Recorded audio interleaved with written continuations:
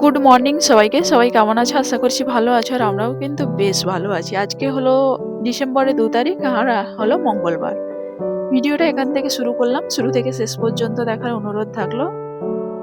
First time চ্যানেলটা দেখলে subscribe করে পাশে থাকার অনুরোধ থাকলো। আর এখানে দেখো ঘুম থেকে উঠে আমি বাইরে থেকে ঘুরে এসে তারপরে এখানে দেখো বিছানা কাঁথাগুলো পরিষ্কার করে গোছ করে তুলে নেব। কারণ শীতকালের জন্য বলতে পারো আমাদের অনেকটাই কাজ বেড়ে যায়। এই ঘুম থেকে উঠে সমস্ত কিছু গোছাতে গেলে যখন গায়ে দেওয়ার লেপ বা কাঁথা এই সমস্ত কিছু একটা কাজ বেড়ে যায়। তারপরে চাদর, সোয়েটার এই সমস্ত আছে। তারপরে তার সঙ্গে রয়েছে পরিষ্কার করা, কাচাকুচি করা। সেই কারণে যাই হোক কিছু বলে তো লাভ নেই, কারণ শীতকাল মানেই এইরকম চলতে থাকবে। যতক্ষণ না গরমকাল আসছে এই সমস্ত গুছাচ্ছি, একটু কাজটা তখন কমে যাবে। তারপরে এখানে দেখো গুছিয়ে পরিষ্কার করে নিচ্ছি। আর মেয়ে গেছে পড়তে, ওকে পড়তে দিয়ে আসার পরে সমস্ত কাজ বলতে পারো আমি করি, আর ওটাই আমার সুবিধা হয়। তারপরে এখানে দেখো চাদরটাও তুলে নিয়ে ভালো করে ঝেড়ে পরিষ্কার করে নিচ্ছি একবার। কারণ বিছানা যদি পরিষ্কার থাকে মনটা দেখবে বেশ অন্যরকম লাগে, আর ঘরটাও অনেকটা যেন পরিষ্কার মনে হয়। তারপরে এখানে দেখো বিছানাটা ভালো করে টান করে পরিষ্কার করে নেব। কারণ তারপরে সমস্ত কাজকর্ম হাত দিতে পারবো। এখানে দেখো বিছানাটা টান পরিষ্কার করে নিয়েছি। আর এই বিছানা যদি টান পরিষ্কার করা থাকে মনে হয় যেন ঘরটাই পুরো পরিষ্কার। তারপরে এখানে দেখো ঝাড় দিয়ে নেব। কারণ এই খাটের তলাটাতে যতই আমি পরিষ্কার করে রাখার চেষ্টা করি না কেন, তবু কোন দিক দিয়ে বলতে পারো অনেক কিছু জমে যায়। কারণ মেয়ে যখন চকলেট কোনো কিছু খায় না, ওর প্লাস্টিক যত বেরোয় ওই খাটের তলাতে ঢুকিয়ে দেয়। বলে লাভ নেই, কারণ ছোটবেলা আমরাও করেছি। মনে হলো যেন এটা খাটের নিচে ঢুকিয়ে দিয়েছি, ঝামেলা মিটে গেছে। কিন্তু ঝামেলা মিটবে কি, আর যেন বেড়েই যায়। ওটা তো আর বোঝে না ওরা।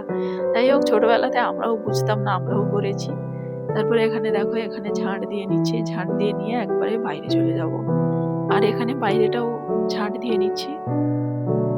কারণ এই পাশটা ঝাঁট দিয়ে একবারে চলে যাব একদম বাইরে। কারণ প্রত্যেকটা বাড়ির বউদের বলতে পারো সেই সকাল থেকে রাত পর্যন্ত ডেলি রুটিন এই সমস্ত ঝাঁটা হাতে নিয়েই কাজ শুরু হয়। তারপরে চলতেই থাকে এইভাবে। তারপরে এখানে ঝাঁটফাট দিয়ে বাইরে বেরিয়ে চলে যাবো। আর এখানে দেখো মাকড়সা এত হয়ে যায়, পরিষ্কার করে রাখার চেষ্টা করি। মাকড়সার ফাঁদ, ছোট ছোট মাকড়সা ফাঁদ করে থাকে। আর ছোট বাচ্চা থাকে তো ঘরে, যতটা পারি ঝেড়ে পরিষ্কার করে রাখার চেষ্টা করি। তারপরে এখানে এখানে ঝাঁট দিয়ে নিয়ে একদম বাইরে চলে যাব। আর হচ্ছে কি বলতে পারো বাইরে আমাদের দুবার করেই ঝাঁট দিতে হয়, কারণ অনেকটা পরিষ্কার দেখতে পাচ্ছ। কারণ সকালবেলা একবার উঠে ঝাঁট দিয়ে নিই, কারণ অনেকটা কাগজপত্র থাকে সেই কারণে। তারপরে ঘরের ভেতরটা ঝাঁট দিয়ে নিয়ে একদম বাইরে আরেকবার ঝাঁট দিয়ে দিই। এইভাবেই ঝাঁট দিতে হয়, কারণ সকালবেলাটা ঝাঁট দেওয়া, ঘর মোছা এই সমস্ত কিছু। আর শীতের বেলা জানো তো সকাল হলেই যেন ঠিক কিভাবে যেন ৯টা ১০টা বেজেই যাচ্ছে। তারপরে এখানে মেয়ে স্কুলে যাবে, সেই জন্য ওর জন্য একটু খিচুড়ি করেছি। আর ওর জন্য শুধু ভাত করলে ভাত খেতেই চায় না। এই সবজি খাবে না, ডাল খাবে না, অনেক রকম বায়না থাকে। সেই কারণে আমি সমস্ত সবজি দিয়ে রোজের এটা করি না, মাঝে মধ্যে করি। আর মাঝে মাঝে বন্ধ করে অন্য কিছু দিই। আর ও বায়না করছে ফোন দেখবে, কিন্তু ফোনটা তো আমি কোনোভাবেই দিতে চাই না ওকে। একটু ফোনটা এড়িয়ে রাখার চেষ্টা করি।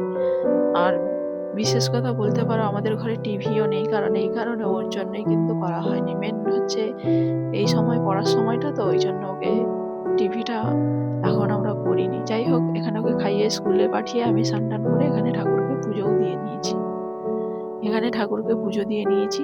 পুজো দেওয়ার পর মনটা কিন্তু বেশ ভালো লাগে। তারপরে রান্নাঘরে চলে এসেছি। এখানে সমস্ত কিছু রেডিও করে ফেলেছি রান্নার জন্য।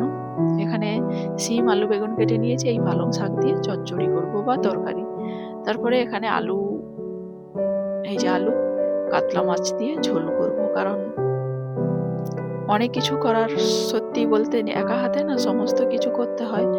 একা ঠিক অনেক কিছু করে উঠতে পেরে উঠি না। আর আমাদের বলতে পারো দুটো এরকম যদি মেনু থাকে আর কোনো লাগে না, এরকম সিম্পল ভাবেই খেতে পছন্দ করে।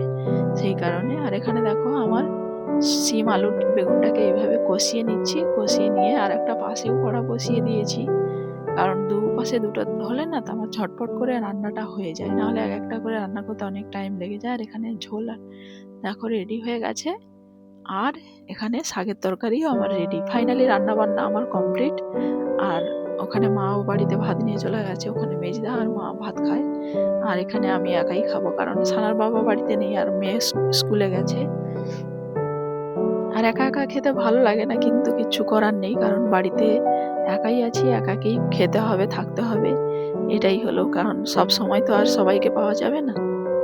রান্না বান্না এখানে আমার হয়ে গেছে, এখানে আমি খেতে বসে গেছি। এখন বাজে কটা, 1টা 1:30 এরকম হবে কিছু। আর এখানে আমি কিন্তু শাক খেতে খুব ভালোবাসি, সেই কারণে আমার যেন মনে হয় শাক হলেই যেন আর কিচ্ছু লাগে না। আর এখানে খেতে বসে পড়েছি। এই হলো আজকের আমার রুটিন। আর আজকের ভিডিওটা বেশি বড় করিনি, আর বড় ভিডিও হলে না দেখতে ভালো লাগবে না, সেই কারণে যতটা শর্ট করা যায় চেষ্টা করি। যাই হোক, ভিডিওটা এই পর্যন্ত। প্রত্যেকটা ভিডিও কেমন হয় অবশ্যই কিন্তু তোমরা কমেন্ট বক্সে কমেন্ট করে জানিও, তাহলে প্রত্যেকবার ভিডিও বানাতে গেলে আমারও ভালো লাগবে। ফিরবো নতুন এক ভিডিও নিয়ে, ততক্ষণে সবাই ভালো থাকবে, সুস্থ থাকবে, টাটা।